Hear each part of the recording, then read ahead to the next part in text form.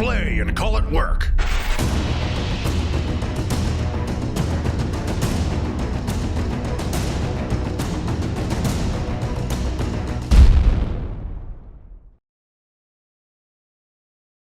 Hey everybody, Matthew here from MiniWarGaming.com, and welcome to this episode of How to Play Warhammer 40k 8th edition.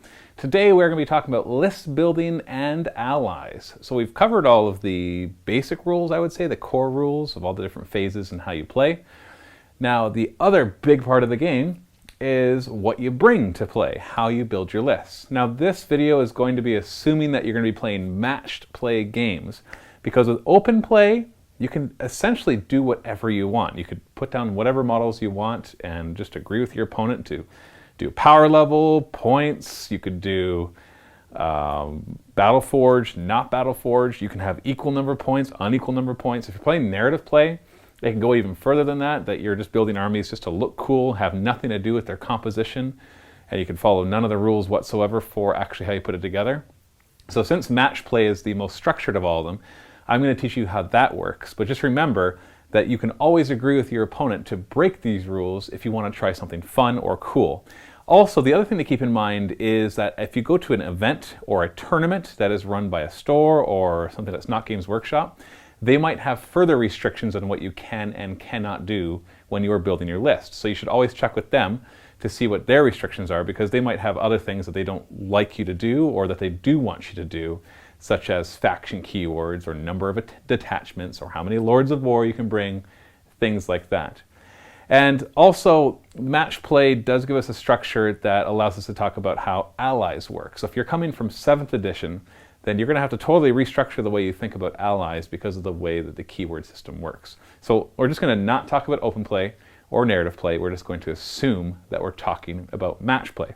Furthermore, we're only going to really talk about Battleforged armies. You see, even in match play, for the most part, you can decide not to be Battleforged. Now, what is Battleforged? Well, in Warhammer 40k 8th edition, your armies are grouped into detachments if you are playing a Battleforged army. A detachment is simply a grouping of units by their category, such as HQ, troops, elites, which we'll talk about in just a second. And nothing can belong to more than one detachment. So if you have a troop choice and you have 2 detachments that require a troop choice, you can't bring one troop choice and say he belongs to that detachment and he belongs to that detachment. So a unit can only ever belong to one detachment. If all of your units are in detachments and those detachments' requirements are met, then you have what is called a Battleforged army. The moment you have a Battleforged army, you get access to command points and stratagems, which are a big part of the game now. Now, you get an automatic 3 command points just for being Battleforged, but certain detachments will give you bonus command points. These command points can be used for stratagems such as re-rolling your dice, automatically passing morale tests, or being able to actually interrupt your opponent's charging units to fight with one of yours. And then there are actually scenario-specific stratagems as well. And it might actually be possible that as this game continues, that there'll be stratagems that come out for the specific armies, or even new detachments for them as well. I don't know that because we're filming this at the time that 8th edition is relatively new, so all we have to go by is the main rule book and the new indexes that came out. So just refer to your rule book to see if there are additional rules to how you build your list. But I know the basic mechanics of how you build a list will be just what we're doing right here. So if you decide to bring a Battleforged and your opponent decides not to bring a Battleforged army, then you will have command points and he will have none. But there are a lot of the scenarios require both sides to be Battleforged. A lot of tournaments and events will require to be Battleforged, so it really helps for you to understand exactly what that means. So let's take a look at the books to look at the different detachments and how a data sheet tells you how certain units can be taken. On every data sheet, there are a few things that are important for consideration when you are building your list. The first is this little icon at the top left. You're going to have to get to know what these icons mean. There are different ones. This one is an HQ choice, or your headquarters choice. They're usually the leaders of your armies. You have your troops, you have your elites, you have your fast attack, you have your heavy, Lords of War, dedicated transports, you have fortifications, and you have flyers.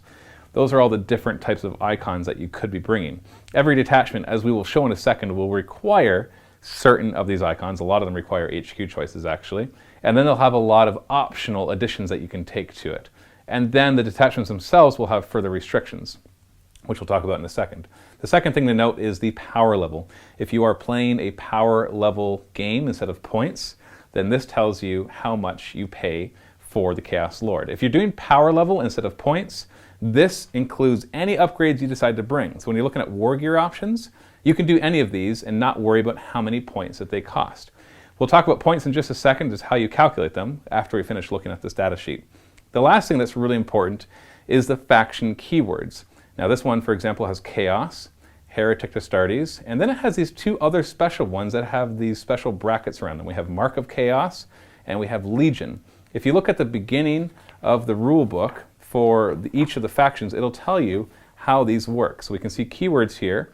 So Legion is a keyword that basically you make up, and it's the Legion that your chapter, or that your Chaos Space Marines in this case are from.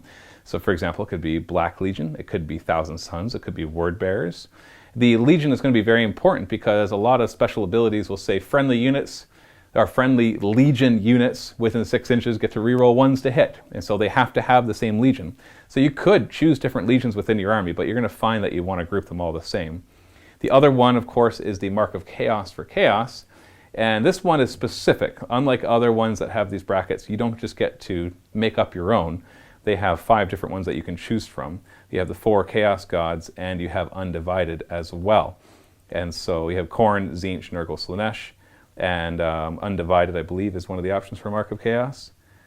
They have the Mark of Chaos. Mark of Chaos, you simply place Mark of Chaos keyword, and ever since it's like this. You do not have to choose a Mark of Chaos for a unit if you do not want to. If you do not, it assume that the unit has not dedicated itself to one or any of the Dark Gods. So that would be Undivided, but you wouldn't actually put that there. In this case, you just don't even choose that keyword. So that keyword will be important because it might say things like, if you have the Mark of Khorne keyword, then you get this advantage if you have the Mark of Tzeentch. So don't worry too much about how the Chaos works in particular, but you're going to find that pretty much every army will have a specific rule like this. Like the Tyranids, for example, have Hive Fleet, and you choose which Hive Fleet they are from. Or the Space Marines will have chapters, or the Tau will have sets, or the Imperial Guard Astra Militarum will have regiments. These are all very important that you pay attention to these and replace them with whatever regiment or legion or whatever it is that you're going to be doing, as you will see how this all works together. Lastly, if you're looking for points, you're going to find that most of your opponents, if they're trying to play competitively, or at least even just slightly competitively, they're probably going to want to play points instead of power. Power level is awesome. It is awesome for quickly throwing together an army and just having a fun game with your friends. But you have to understand how power level works. Power level does not take into account the war gear. Not exactly. It doesn't take into account which war gear you choose. When the design team of Games Workshop came up with the power level system, they did take into account what war gear you could take. But if you decide to take all the expensive war gear on one guy and none on another, they'd both have the same power rating, which means that one would be more effective in the game, even though it costs just as much power as the other one. This is why some people don't like the power rating scale or system, because it allows for the inconsistencies in just how powerful your army is. But if you're just quickly throwing together a list, the power level system works awesome. But as you will see, a lot of people will be playing points. Now in the indexes, the points are in the back, right around the same as as all the weapon profiles. So let's look at the Heretic Astartes, the Chaos Space Marines, because there has been some confusion over how this works. And I want to make it very clear how you do it. So for example, let's say you decide to take a Chaos Lord. Well, the first thing you have to look at is, well, how many points does he cost? He costs 74 points. And then you go, and right here is very specific, does not include war gear. Now let's assume that he has a bolt gun and a bolt pistol. Well, you have to go over and find out the points cost for those. In this case, a bolt pistol and a bolt gun both cost 0 points. But let's say, and we're going to ignore what he can actually bring, I'm just going to come up with hypotheticals here, so don't worry if this is legal for a Chaos Lord to bring or not. But let's say that you decide, as one of the options in your war gear options, it says that he can take a combi plasma and he can take a power sword. And so you say, yes, I'm going to give him a combi plasma and power sword. Well, you have the original 74 points that you're paying, and then you add on the points of a combi plasma, 15, and then you look for power sword, which is right here, and you add the 4 points. If you had a unit of Chaos Space Marines, let's say you have 10 of them, and let's say they all have chain swords and bolt pistols, but the sergeant has a plasma pistol and power sword. Well, how many points would that be? Well, first up, we look at Chaos Space Marines. You're allowed to have 5 to 20 in a group, so we know that our 10-man squad is legit.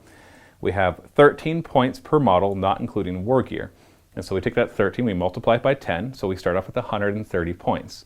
We then look at war gear options. Well, we already know bolt pistols are free. Now, why are they free? You might be wondering, is that a mistake that they're free? Why would something be free?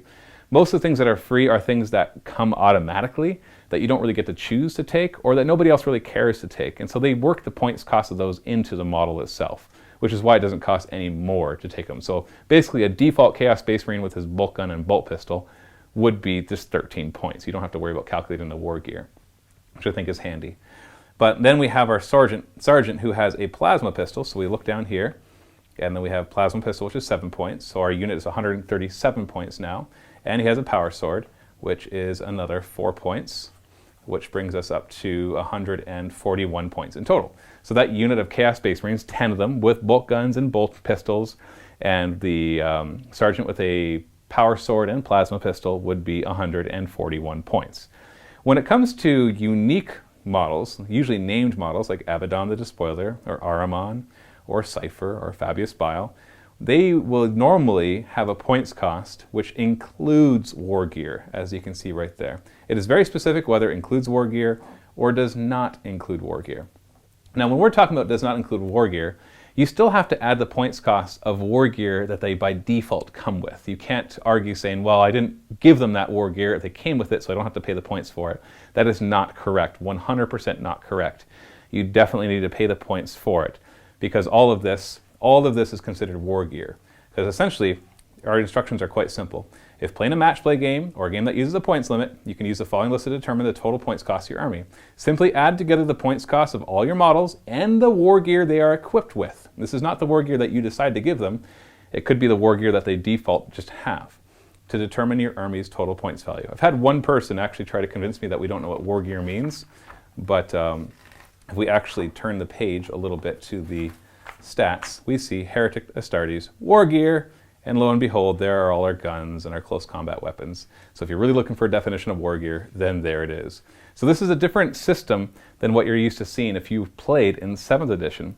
And it's a little cumbersome, but they did design it so that they can change points values without having to change the entire book, because they can just update that points values in the back, which allows them for more flexible updates as certain things are proved to be too overpowered, or certain things are not being used because they're too underpowered. All they have to do is change out some of the points values, and that'll help the balance of the game. The next part is talking about Battleforged Armies and Detachments. This is probably the hardest thing to grasp at first to list building. Once you get it, it's pretty straightforward, but there's lots of questions that seem to come up, such as, can I have a unit in more than one detachment? The answer is no, and other things like that. So you have these different detachments. If you want to have a Battleforged army, which most match play scenarios will require, then all of the units that you bring have to be in a detachment. And no unit can belong to more than one detachment, and those detachments have to meet their minimum requirements. The easiest detachment to build is a patrol detachment, which is right here. You'll notice that it has all sorts of icons on here, and these icons will match up with what is in the book for each of your data sheets, and they actually specify what they are here. So you can see this is HQ, troops, elites, fast attack, heavy support, and flyers, and then dedicated transports. You'll notice there's no fortifications or lords of war in this detachment. We'll see where they are later. In order to bring this detachment, you're required to have at least one HQ choice. You can see this is HQ 1 to 2, and at least one troop choice. And then you can have up to 2 HQs, up to 3 troops, up to 2 elites, up to 2 fast, up to 2 heavy, and up to 2 flyers. Dedicated transports are a little interesting. You can include one dedicated transport for one of each of these other choices, even if those choices could not actually go inside the transport. So for example, if I brought a Space Marine army, and for my heavy support I brought a Predator, I could then decide to bring a Rhino, even though the Predator can't go inside of that Rhino. So I could have 1 HQ, 1 troop, 1 heavy support, and then 3 rhinos, because it says I can bring one of these for each of these other ones. So it's a little strange, but it is rules as written that you can do that. You often won't. You'll usually want to bring transports for the guys who can use them, but just so you know, that is allowed. There will be restrictions and some command benefits in each of these detachments. Most of these restrictions that you'll see will say all units must be from the same faction. In fact, all of the detachments that are in this main rule book either say that, or they're only one thing, so they have no restrictions because, well, if you're only bringing one thing, then what kind of restrictions could you possibly have on that one thing? So they all must be from the same faction. We're going to talk about what that means in a second. The command benefits will usually be a certain amount of command points or none. This one, for example, if you only bring a patrol detachment, you don't get any command points. If you bring a battalion detachment, which requires at least 2 HQ and 3 troops, and then you're able to bring more troops, elites, fast, and all the other ones, except for flyers, then it'll actually give you plus 3 command points. This is in addition to the 3 command points that all Battleforged armies start with. If you can go as far as a brigade detachment, which is 3 HQs, 6 troops, 3 elites, 3 fast, and 3 heavy support, with optional more stuff added on, you get plus 9 command points. And then there's all the kind of auxiliary detachments on the back. You have a vanguard, which requires an HQ and 3 elites. You have a spearhead, which is an HQ and 3 heavy support. You'll notice you can still bring the other stuff, but these ones focus more on one slot. And you have an outrider, which is 1 HQ and 3 fast attack. All of these give you plus 1 command point. So they don't give you as many command points, but they allow you to be more flexible in your army. Do you want to try an army that's mostly just tanks? Well, bring the spearhead detachment, because tanks usually fall under heavy support. You want to try an army that's mostly bikes? Well, that's usually fast attack, so you could do an outrider detachment and have an HQ, even throw them on a bike if possible, and then 3 fast attack. And then we have all these detachments over here, which allow you to kind of fiddle around with other things. You have the Supreme Command Detachment, which just requires 3 HQ, but allows you to bring an elite and a Lord of War. Lords of War are usually your big guys, your big Bane Blades, or your super heavy walkers, your Titanic stuff are usually under that. And this one you can bring dedicated transports as well. You have your super heavy detachment, which is just 3 to 5 Lords of War, all from the same faction. You get 3 command points. This is really good if you're doing an Imperial Knight army, or if you just feel like bringing 3 Bane Blades and ticking off all your friends. You got the Air Wing Detachment, which is 3 to 5 flyers from the same faction. They give you a command point. You got a nice easy way to bring just a Lord of War. It gives you no restrictions and no command benefits, but you can just kind of plunk in a Lord of War into your army. Fortifications, you can have 1 to 3 of them in 1 detachment. There's no restrictions and no command benefits. And then if you really have this leftover unit that you have nowhere to place, you've got access to the Auxiliary Support Detachments, which is basically 1 HQ, or 1 troop, or 1 elite, or 1 fast, or so on and so forth. And the restriction is this whole detachment can only be 1 unit, and you actually get minus 1 command point. So if you have that extra unit and you can't fit it anywhere, you'll actually lose a command point down to a minimum of 0, of course. You can't go below 0 command points. These are all the detachments in the main rulebook. Now I can't tell you exactly what's going to happen in future rulebooks because I'm making this near the beginning of 8th edition coming out. But my guess is that as new rulebooks come out for the different armies, they may come out with some of their own detachments. I really don't know. Just refer to your rulebooks, refer to your faction rulebooks to see if that is the case. But either way, these ones should still be accessible to pretty much any army. One other restriction to talk about when it comes to detachments is how many detachments you are allowed to bring. There is actually no limit to how many detachments you can bring in an army. However, your local tournament or event, or even just amongst your friends, you may decide on a limit. Now, the 40k rulebook has a suggestion for what the limit is. They suggest that for up to 1,000 point games, you don't bring more than 2 detachments. And then for every 1,000 points above that, you can bring 1 more detachment. So at 2,000 points, you can bring 3 detachments. At 3,000 points, you can bring 4 detachments, so on and so forth. It's really up to you and your opponent what you do. We here at MiniWarGaming, when we film, will mostly be staying in the confines of match play, except when we decide that we want to play narrative. And we will stick to those restrictions that if we're playing a 1,500 point game, for example, that we can only bring up to 3 detachments. So that does restrict how much you can bring and how many command points you can finagle out of the whole thing. But for the most part, it's really not hard to fit your entire army into these detachments. Let's go back to the faction keywords. You'll notice that in the detachments, most of them say all units must belong to the same faction. What defines a faction? Well, the faction keywords tell you what faction each unit is from. So the Attack Bike Squad belongs to the Imperium faction, the Adeptus Astartes faction, and whatever chapter you decide to put them in. So this could be a Salamanders chapter, for example, or it could be one of your own making, like the Sentinels of the Forge, the MiniWarGaming chapter. So let's say we have a Sentinels of the Forge Attack Bike Squad. Well, they belong to all 3 of these. In order to include them in the same army as something else, they must share at least 1 keyword with that something else. Now, on top of that, your entire detachment, every unit, must share at least 1 of the same keywords. When it comes to Imperium, this is really easy because pretty much every Imperium model that I've seen has the faction keyword Imperium. So we could have an Attack Bike Squad, we could have an Astra Militarum Infantry Squad in that same detachment because they have the Imperium keyword. We could have a Commissar because he has the Imperium keyword. We could mix in other chapters of Space Marines because they have the Imperium keyword. So all the things within the one detachment have to have one faction keyword in common with all of them. So it wouldn't be allowed for me to be like, well, this one has Imperium and Adeptus Astartes.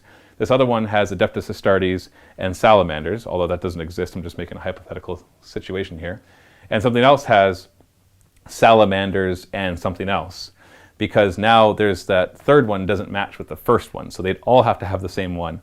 Now, the obvious matches within these will be Imperium all sticking together, and then you have Chaos as well, and they share a common keyword amongst all of them, and you can probably guess what that is. It is Chaos. And usually then whichever god they serve, and it's like Tzeentch, Khorne, or whatever, because these ones are very specific. Scarab, Occult, Terminators, those belong to the Thousand Sons. So you can see they're Thousand Sons, Heretic Astartes, or Chaos Space Marines, Tzeentch, and Chaos. Now there are some important things to really point out here. When we come back here, this is a one specific to Thousand Sons, and you'll probably find this in other places as well. But certain keywords will appear in certain people's faction keywords, but other ones just have it in their keywords. The Magnus the Red, for example, has the Demon keyword, but it's not under the faction keywords. Whereas if you go to the Chaos Demons, they'll actually have Demon under their faction keyword. That means that you can't count Magnus the Red's faction as Demon. Now they're still both Chaos, so they could be given in the same army. And if it says friendly models or friendly Demon models within the 6 inches get such and such, well then he'll still be counted as that because it doesn't care if it's faction or regular keyword. But it is important to note that Magnus the Red does not have the Demon faction. He only has the Demon keyword. So there is a difference between the two of them. Now in matched play, there's a further restriction for your list building, and that is all of your detachments must all share one common keyword. So for example, I couldn't make one detachment that all share the Imperium keyword and then make another detachment in the same army that all share the Chaos keyword, because none of these keywords are in common with that first detachment. So that's just not allowed. So if you're thinking about 7th edition and you're thinking about how there used to be this allied chart of things that were battle brothers, of allies of convenience, or come the apocalypse, or desperate allies, that no longer exists. If you're playing just friendly with your friends, well, you'll still have to follow the rules for within a detachment, but then you could, say bring an Imperium detachment and a Chaos detachment and say that they're from the same army if you really wanted to. But as soon as you enter match play, it has under army restrictions that even between detachments, they all have to have the same keyword. This is going to be restricting if you're playing a lot of the Xeno species. For example, Tau don't really have common keywords with anything from Imperium. Tyranids, the only ones that they have common are Genestealer Cult. Genestealer Cult have the Tyranids keyword, faction keyword I should say. And Orcs are kind of on their own. And the Eldar and the Dark Eldar and the Harlequins, all those ones, they do share certain keywords that they're allowed to then, the Eldari keyword, which allows them to mix and match between them.